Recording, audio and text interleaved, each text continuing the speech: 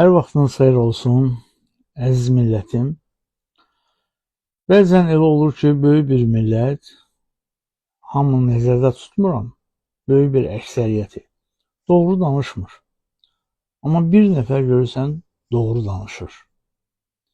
Və o doğrudan da haqlı söhbət edirsə, düzgün arqument gətirirsə və burada məntiq varsa, o bir nəfər adamla hamı razılaşır və deyirlər ki, bu kişi düz danışır, bu kişi deyənə qulaq asmaq lazımdır.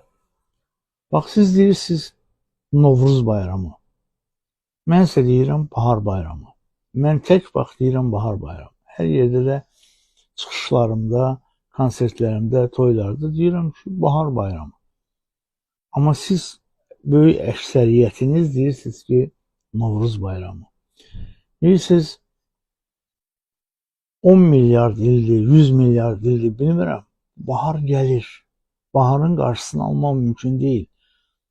Hər ilin o vaxtlar ola bilər qədimdə təqvim olmayıb, amma indiki təqvimlə martın 20-si, 21-i bu bahar gəlir. Baharın qarşısını almaq mümkün deyil. Və baharda mütləq qan qaynayan dövr olduğuna görə şirniyyat yeyirlər, qoz fındıq yeyirlər. Bu, insan orqanizmi üçün lazım olan zəruri şeylərdir. Niyə görə biz bu baharın gəlişini fransızlaşdırmalıyıq, ingilisləşdirməliyik, ruslaşdırmalıyıq, italyanlaşdırmalıyıq, farslaşdırmalıyıq? Ha, bu nov fars dilində yeni deməkdir, ruz gün deməkdir. Əvvəllər qəzet buraxırdılar İranda, ona ruznamə deyirdilər. Hər gün çıxdığına görə ruznamə deyirdilər. Məsələn, söz var, belə bir söz var ki, Allah ruzu bol eləsin. Yəni, gündəlik qazancığı bol eləsin. Yəni, Novruz yeni gün deməkdir. Farslar da otururlar orada, bizə gülürlər ki, bütün Türk dünyası bizim bayramımızı eləyir, Novruz. Bu bizə lazımdır. Əvvəllər ruslar bizi barmağına doluyurdu, indi də farslar. Biz əgər öz bayramımızı baharın gəlişi ilə əlaqədar olaraq bahar bayramı adlandırsaq, bu bütün Türk dünyasına nümunə olar.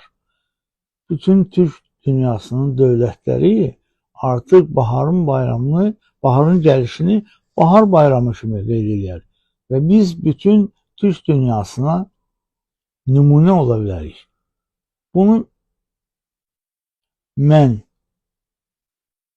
Mirzə Ağayev adına Azərbaycan Dövlət İncəsənət Universitetini bitirən bir adam anlayırsa, bəs bizim bu böyük icra